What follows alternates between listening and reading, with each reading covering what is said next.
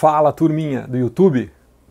Nós vamos ver hoje 7 mitos jurídicos. Situações que as pessoas pensam que é de um jeito, mas quando começam a estudar direito, ou conversam com um advogado, ou com alguém que é da área, descobre que não tem nada a ver. Então é esse que é o sentido de mito que a gente vai apresentar nesse vídeo de hoje. Mas antes de começarmos, aproveita para curtir o nosso vídeo, se inscrever no nosso canal, fazer aquelas coisas que fortalecem, né, o nosso trabalho aqui dentro do YouTube, beleza? Então vamos lá, pessoal. O primeiro mito, ele não é tão comum assim. Fica comigo até o final que os mitos eles vão aumentando, vocês vão ver, tá? Vamos começar por um que ele não é tão comum assim na população brasileira, mas é um mito e acho que vocês vão concordar que muitas pessoas acham que é dessa forma. Estamos falando da união estável, tá? O que é a união estável?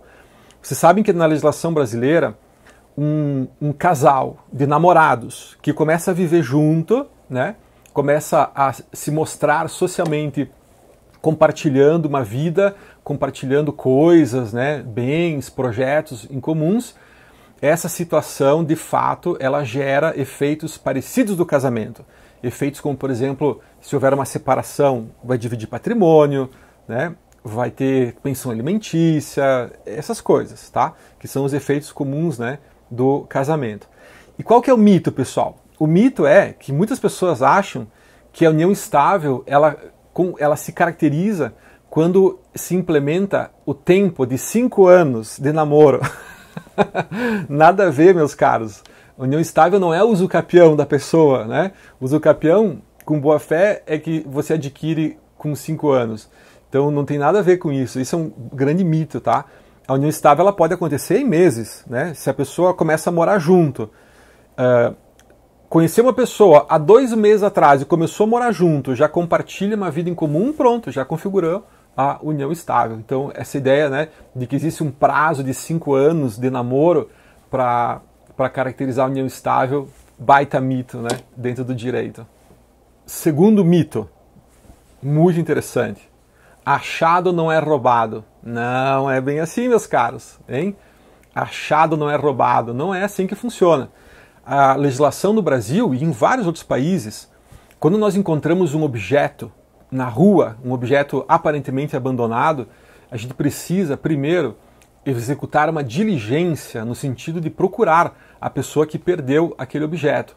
Inclusive, existe um direito da pessoa que encontra um objeto perdido ao achádego. Achádego é o nome que a legislação dá para aquela recompensa. Vocês já devem ter ouvido falar, antigamente se falava no rádio, foi perdido uma carteira, foi perdido um cachorro, foi perdido um objeto tal, e dá-se uma recompensa, né, para a pessoa que encontrar. Essa recompensa, na verdade, ela é um direito da pessoa, e é esse direito que se chama o achádego, que ela deve equivaler, segundo a legislação, a 5% do valor do bem, tá? Então reparem que não é bem assim, achado não é roubado, tá? Mas existe a possibilidade sim de você se tornar proprietário de um objeto que foi abandonado. Esse caso a gente chama de ocupação, tá? Ocupação é quando você encontra um bem que, pelas circunstâncias, por exemplo, ele estava numa lata de lixo, aí você já percebe que existem circunstâncias que levam a crer que esse bem não foi perdido, ele foi exatamente jogado no lixo, jogado fora. Então existem circunstâncias que envolvem, né, a localização de um objeto, então isso sim pode gerar, né, a chamada aquisição da propriedade por ocupação, tá? Mas na dúvida, a pessoa tem que procurar quem é o proprietário do negócio, porque se houver algum indício de que aquele bem não foi jogado fora, mas sim perdido, né, a pessoa não adquire a propriedade, tá? A pessoa, na verdade, ela está praticando ali um esbulho, né, possessório, se apropriando de um bem que ainda é de outra pessoa, tá? Então está aí, ó, mais um mito, né, que existe na cultura do Brasil, o mito segundo o qual achado não é roubado. Não é bem assim, tá? É verdade que não é roubo, tá? Nem furto, né? Se você encontra um objeto jogado na rua e tal, você não está subtraindo para si de outra pessoa, né? Mas não vai caracterizar furto ou roubo, mas não caracteriza também a apropriação, né? A aquisição do direito de propriedade sobre aquele bem. Terceiro mito, muito comum também aqui no Brasil, o mito da prisão em flagrante. Já ouviram falar dessa expressão, né? Prisão em flagrante, a pessoa foi pego em flagrante. Há um mito no Brasil de que o flagrante acontece quando você pega a pessoa no ato, né? Quando ela está praticando um crime, praticando uma infração, uma contravenção. Então a gente chama de flagrante esse ato, né, de a pessoa ser pega com a mão na massa. Sim? Não, não é bem assim que funciona. Isso é realmente uma prisão em flagrante, tá? Mas o flagrante ele não precisa acontecer sempre na mão na massa. O flagrante ele pode acontecer muito tempo depois.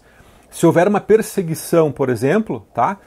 Durante o tempo todo da perseguição, continuam existindo os efeitos do flagrante. Então, prisão em flagrante não é somente quando se pega a pessoa com a mão na massa. Ela também acontece se houver uma perseguição, se acontecer um tempo depois. Um exemplo interessante disso aconteceu nos Estados Unidos. Foi um caso que foi julgado até pela Suprema Corte. Um milionário lá da Califórnia. Sabe aqueles milionários, eles ganham muito dinheiro e de repente o cara entra na crise da meia-idade, aí ele compra um carrão importado, conversível, e só faz festa. Todas as noites é só festa, não trabalha mais, ele já se aposentou com 40 anos de idade. E numa ocasião, um homem desses, eu esqueci o nome dele agora, tá? Alcoolizado, pegou seu carro, saindo de uma balada, e foi para a sua casa, uma mansão, lá na cidade de Los Angeles, na Califórnia. E a polícia percebeu que ele estava com sinais de embriaguez, ele foi dirigindo seu carro devagarinho e tal, mas sabe quando percebe que o cara está indo meio torto, assim, né? Sinais evidentes de embriaguez. E a polícia, lá da Califórnia, foi seguindo o carro, né? Olha que interessante, foi seguindo ele até a sua casa. E isso demorou em torno de 1 hora, mais ou menos. Quando esse homem estacionou o carro na garagem da sua casa, foi aí que os policiais fizeram a abordagem e fizeram a prisão em flagrante dele, né? Porque ele estava dirigindo alcoolizado, tá? E olha que interessante, esse caso foi para a Suprema Corte porque os advogados de defesa desse homem alegaram não que não existisse o flagrante existiu, mesmo, né, mesmo no lugar onde ele já estava agora fora do carro, tá? Mas eles alegaram violação da privacidade, porque a polícia deveria ter feito a abordagem antes dele chegar em casa. A polícia deveria ter, parado ele, né, antes dele ter chegado em casa. Porque no momento que ele chegou em casa, entrou com o carro na garagem, aí só com um mandado de busca e apreensão, um mandado de prisão, né, um mandado judicial para ele poder entrar na legislação, né, norte-americana. Tá? Perceberam que interessante, né? Então reparem que o flagrante nem foi questionado, mesmo acontecendo a verificação 1 hora depois e mesmo ele já não estando mais, né, dirigindo o automóvel. É um grande mito jurídico, portanto, essa ideia de que o flagrante só acontece quando a pessoa é pega no pulo. Tá? O flagrante pode acontecer também muito tempo depois. Outro mito muito comum na cultura brasileira é a diferença entre culpa e dolo, tá? Começa que o pessoal não sabe nem falar dolo, eles falam dolo, né? Então é bem comum isso. Acho até que os jogos de futebol deram uma melhorada, assim, né? Quando eles começam a falar assim, não teve a intenção de praticar o ato, aquela coisa, né? Então a galera, os narradores de futebol, de alguma forma começaram a entender isso e explicaram para a população brasileira. Mas é muito comum as pessoas acreditarem que quando uma pessoa pratica um ato com a intenção de praticar esse ato, ele é culpado, certo? Errado, tá? A pessoa, ela é culpada quando ela pratica um ato sem a intenção, quando ela age ou por negligência, ou por imprudência, ou por imperícia. É quando a gente pratica um acidente de trânsito, por exemplo. A gente não tem a intenção de bater o carro, mas a gente estava com excesso de velocidade, ou a gente estava distraído, ou a gente estava praticando aquele ato de uma forma descuidada, e por isso praticamos aquele ato de forma culposa. Quando a gente tem a intenção de praticar o ato, imagina que eu pego o meu carro, eu miro no meu inimigo e digo, agora eu vou passar por cima dessa pessoa, né, com a intenção de praticar o ato. Aí não se fala mais de culpa, aí é um caso de dolo, certo? Então essa diferença de dolo e culpa é um grande mito, né, também na nossa cultura aqui brasileira, tá? E é importante considerar também que existe o chamado dolo eventual, que é quando a pessoa não tem a intenção, né, de praticar o resultado, mas ela não está nem aí. Ela sabe que pode acontecer e ela não toma nenhuma precaução, nenhum cuidado, né, para evitar que possa acontecer um resultado criminoso, uma contravenção ou algum tipo de ilícito, certo? É o chamado dolo eventual. Beleza, pessoal? Outro mito jurídico bem interessante é aquele segundo o qual as testemunhas não podem mentir. A gente vê isso nos filmes, né? Filmes americanos, o pessoal bota a mão em cima da Bíblia, assim, prometo dizer a verdade, somente a verdade, aquelas coisas, né? E é verdade um pouco, tá? Na cultura brasileira tem essa questão também de que a testemunha não pode mentir, porque se ela mentir, ela vai ser processada pelo crime de falso testemunho. Acontece que existe diferença entre testemunha e informante, que é uma coisa que as pessoas não conhecem, no geral, tá? Os informantes são aquelas, entre aspas, testemunhas, né, usando uma expressão agora popular, que tem alguma relação de amizade íntima com alguma das partes, ou é inimigo, ou é amigo, ou é parente, ou seja, é uma pessoa que não tem aquele afastamento, aquela objetividade necessária para que o seu depoimento tenha a validade, né, de um depoimento como meio de prova. Então, as testemunhas são aquelas pessoas que têm essa imparcialidade em relação ao caso e por isso que as testemunhas não podem mentir, ok? Se elas mentirem, elas vão sofrer o crime de falso testemunho. E isso é interessante porque o depoimento de uma testemunha constitui um meio de prova. É uma prova que vale como um contrato, como uma declaração, sabe? Ela tem uma validade assim, né, importante no âmbito probatório dentro de um processo. Já a pessoa que é considerada informante, porque ela não tem essa imparcialidade, ela é amiga, inimiga, etc. Então essa pessoa, o depoimento dela não vai ter um peso muito grande dentro do processo, percebe? Por isso que essa pessoa, ela nem presta o compromisso de dizer a verdade, porque significa, portanto, que ela pode mentir e a justiça sequer espera, né, que essas pessoas falem a verdade, já que ela não tem, né, essa imparcialidade em relação ao caso, tá? Por isso que o direito brasileiro não dá um peso relevante para o depoimento de pessoas consideradas informantes, mas da testemunha sim. A testemunha, portanto, ela realmente não pode mentir. Turma, outro mito super importante, muita gente fala isso por aí, tá? É o mito segundo o qual os contratos verbais não têm validade, certo? Galera, isso é um mito, porque, na verdade, a única exigência de contrato por escrito que a legislação brasileira traz é dos contratos de compra e venda de imóveis, ou de registros, né, de direitos reais sobre coisas alheias que envolvem bens imóveis. Ou seja, se você for comprar uma casa, um terreno, um pavilhão industrial, uma fazenda, né, propriedades imobiliárias, sim, ali é o caso, né, de fazer um contrato por escrito, e não só por escrito, mas também registrado, né, no cartório, tá? Faz a escritura pública e o registro no cartório de registro de imóveis. Mas os demais contratos, turma, eles têm a mesma validade, se ele for verbal ou se ele for escrito.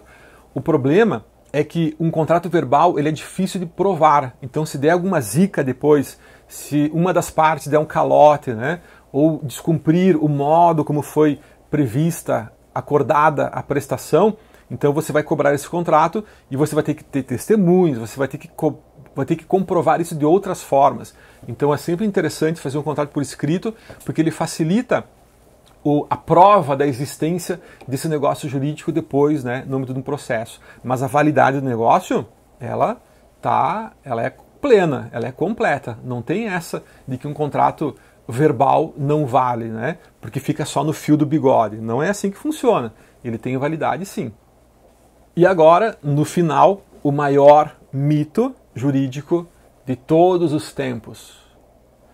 É o mito segundo o qual todos os advogados podem atuar em qualquer causa, em qualquer situação, em qualquer serviço no campo do direito, tá? É verdade, meus caros. Antigamente, o advogado ele fazia tudo. Ele fazia direito de família, contratos, ele fazia separação, ele fazia um contrato de compra e venda de imóveis, ele fazia defesa em juízo, nas ações, ele atuava inclusive na área criminal. Beleza. Antigamente o direito era mais simples, o direito não era tão grande como ele é hoje, tá? Hoje, meus caros, é muito difícil um ser humano dar conta de toda a evolução, a transformação. Todos os dias tem legislações novas vindo, resoluções novas, então é muito difícil hoje para um advogado dar conta de todas as áreas, né, do direito. Por isso que as especializações hoje elas são super importantes, tá? Se você pegar um advogado na área tributária, por exemplo, quem é tributarista dificilmente consegue fazer outras coisas, porque direito tributário muda toda hora. Direito tributário é aquele direito que regulamenta o pagamento de impostos por parte das pessoas físicas e jurídicas, né? É a questão do imposto de renda, do imposto sobre serviços, o ICMS, o IPI, etc. Temos uma alteração significativa acontecendo agora, né, na legislação federal tributária. E então, veja só, muitas mudanças acontecendo, depois vem muitas resoluções, então é muito difícil hoje que os profissionais de direito possam atuar, né, em todas as áreas, tá?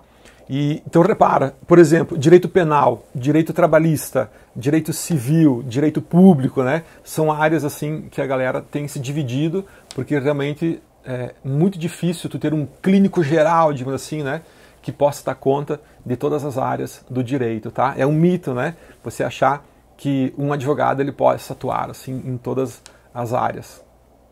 E para você que está estudando direito, ou você que já se formou em direito, quais eram os mitos que você acreditava que existiam e que depois que aprenderam que é totalmente diferente, né?